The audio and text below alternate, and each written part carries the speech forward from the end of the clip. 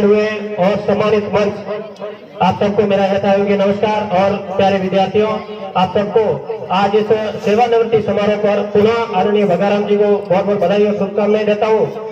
और मैं आप सब बच्चे जो आज यहाँ विराजमान है, गुरुवर तो आज अपने सेवानिवृत्त होकर अपने बीच में से अभी घर जाकर के केवल रेस्ट ही नहीं करेंगे, इनके ऊपर और भी जिम्मेदारी है। आज केवल शिक्षा जगत की आपको पढ़ाने की जिम्मेदारी थी, अब उनके ऊपर परिवार की नैतिक जिम्मेदारी है, समाज की सामाजिक नैतिक जिम्मेदारी है और क्षेत्र की भी आपके ऊपर जिम्मेदारी है कि आपने जो शिक्षा जगत में आपने जो अर्जित ज्ञान किया है उसका लाभ अब उनके परिवार को पूर्ण रूप से समय मिलेगा, सामाजिक क्षेत्र में भी पूरे समाज को इनके अनुभव का ज्ञान मिलेगा।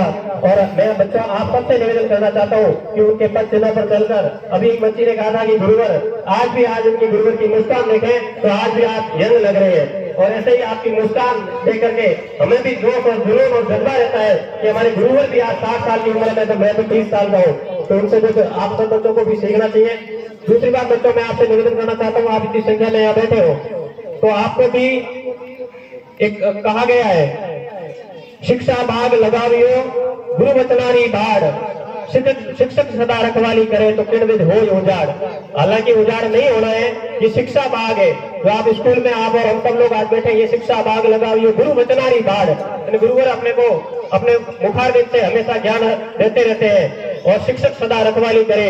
ऐसे तमाम गुरुजन जो तारापुर मठ के संपूर्ण क्षेत्र से प्रत्येक स्कूल से पधारे हुए सभी शिक्षकगण ये हमेशा अपनी रखवाली कर रहे हैं तो किणविद हो उजाड़। लेकिन फिर भी मैं आप सब लोगों से निवेदन करना, बच्चों से निवेदन करना चाहता हूँ कि आप शिक्षा के साथ साथ हर क्षेत्र में आपको मजबूत रहना पड़ेगा। आप चाहे किसी भी क्षेत्र में यहाँ से पढ़ लिख कर आगे बढ़ोगे, किसी भी क्षेत्र में जाओगे तो आप केवल एक क्षेत्र में आपको मजबूत नहीं रहना बल्कि संपूर्ण क्षेत्र में। एक मैं आपको बच्चों छोटी सी एक बात बताना चाहता हूँ कि एक गाँव में कोई शेर जी थे और वो शेर जी एक दिन नाव की यात्रा करने के लिए समुद्र में करीब यहाँ उनको कोई नदी पार करनी थी, वो नाव में बैठे और नाव जो नाविक भाई था वो एकदम मैले कुचले कपड़े पहने हुए थे। तो उसने कहा कि भाई तेरे को पढ़ना आता है? किसने?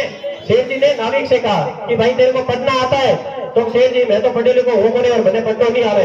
तो भाई सारी 4 आना जिंदगी गई। कितनी जिंदगी गई? 4 आना। तो भाई तने पढ़नो नहीं आवे तो तन लिखनो तो आतो है तो के ना सा मैंने लिखनो भी नहीं आया तो सारी 8 आना जिंदगी गई। और उसके बाद में शेर जी ने तीसरा सवाल और पूछा, भाई तेरे को पढ़ना नहीं आता, लिखना नहीं आता है तो तेरे को कम से कम धन कमाना तो आना चाहिए। तो साहब मैं पढ़े लिखे नहीं हूँ, ना मैंने पढ़ना आवे ना लिखना आवे तो मैं ज्यादा धन भी नहीं कमा पाऊँ, हमारी रोजी चलाऊ नाव चलाऊ और गरीब अवस्था में हमारी परिवार ने पालू। तो भाई सारी ज्यादा पैसा नहीं कमा सके तो आराम जिंदगी नहीं गुजार सके तो सारी 12 आना जिंदगी गई। कितनी? 12 आना। थोड़ी देर में एक हमारो धोखो आयो और नाव थोड़ी डगमगा ढूंढी। जब चौथा सवाल नाविक पूछो शेर जी ने कि शेर जी आपने तैरना आवे?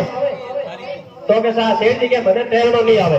और जो हमारो धोखो नाव डूबने लगी, यदि नाविक ने कहो शेर जी ने कि शेर जी मारी तो 4 आना जिंदगी पहला गई, पचे गई 8 आना, पचे गई 12 आना, लेकिन आपकी तो पूरी 16 आना जिंदगी गई।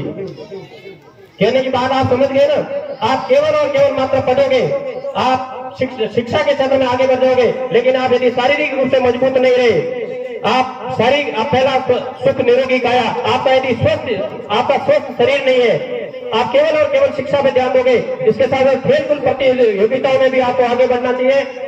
आप स्वास्थ्य की दृष्टि से भी आपको मजबूत रहना चाहिए। और उसके बाद पढ़ना तो ही लिखना है और धन कमाने में आप चाहे किसी भी क्षेत्र में आगे बढ़ो, चाहे राजकीय सेवा में जाओ, चाहे प्राइवेट क्षेत्र में जाओ, किसी भी, चाहे किसान बनो, किसी भी क्षेत्र में जाओ, आपको हर क्षेत्र में मजबूत रहना पड़ेगा। यदि आप एक क्षेत्र में मजबूत रहेंगे और बाकी वाले क्षेत्रों में मजबूत नहीं रहे, जिस तरह शेर जी की जिंदगी 16 आना आपने देखा होगा डगमगाई, इसी तरह आपकी भी 12 आना, 4 आना, 8 आना नहीं 16 आना जिंदगी भी गुजर सकती है। इसलिए मेरा आप सभी बच्चों से निवेदन है कि आप हर क्षेत्र के अंदर, सामाजिक क्षेत्र, राजनीतिक क्षेत्र, शिक्षा के क्षेत्र में और धन कमाने के क्षेत्र में, हर क्षेत्र में मजबूत रहना। और बच्चों में आपसे पुनः निवेदन करना चाहता हूँ, आज अधिकतर बच्चे बैठे हैं, 1 मिनट में आपसे एक सवाल पूछना चाहूंगा कि आप कितने बच्चे जो ईमानदारी से कहना कि हम चाय पीते हैं? कितने बच्चे चाय पीते? हाथ खड़े करो। ईमानदारी से शिक्षा, सामने सरस्वती का मंदिर है, सरस्वती माता का मंदिर है, झूठ नहीं बोलना। बच्चों हाथ खड़े करो। बालिकाएं झूठ नहीं बोल रही, बच्चे हाथ खड़े करो। चाय कितने लोग पीते हैं? आपको चाय नहीं पीनी चाहिए। और क्यों नहीं पीनी चाहिए? मैं आपको कहता हूँ कि चाय के अंदर एक ऐसा निकोटिन होता है जो निकोटिन अपने पेट में जाने, अपने भोजन पकाने जो कोशिकाओं में, हरि जी डॉक्टर अमराराम जी के सुपुत्र अपने तारापुर मठ के डॉक्टर बने हैं, इनसे आप पूछ लेना कि छोटी छोटी कोशिकाएं होती है जो भोजन पचाने वाली होती है, और जो ही हमारे पेट में चाय जाए तो वो कोशिकाएं जो चाय जाने के अंदर उस निकोटीन से भोजन पचाने वाली कोशिकाएं बढ़ जाती है, खत्म हो जाती है। तब अपने पेट अपने को भूख नहीं लगती, और भूख नहीं लगेगी भोजन नहीं पाएगा, और भोजन नहीं पाएगा तो अपने शरीर में ताकत कहां से आएगी, एनर्जी कहां से आएगी। और आपने देखा होगा आज से 200 वर्ष पहले अपने भारत देश के अंदर कोई चाय नहीं पीता था। अपने लोगों पूर्वजों की हाइट 8 फीट होती थी, आज हम 5 फीट में सिमट गए, और 3 पीढ़ी बाद आप देखना 3 फीट पे आ जाओगे, क्यों? अपने शरीर में ताकत ही नहीं रहेगी। इसलिए नशे को त्यागना है, और यदि नशे को नहीं त्यागोगे तो आपका ये जीवन पहले 100 साल की उम्र होती थी,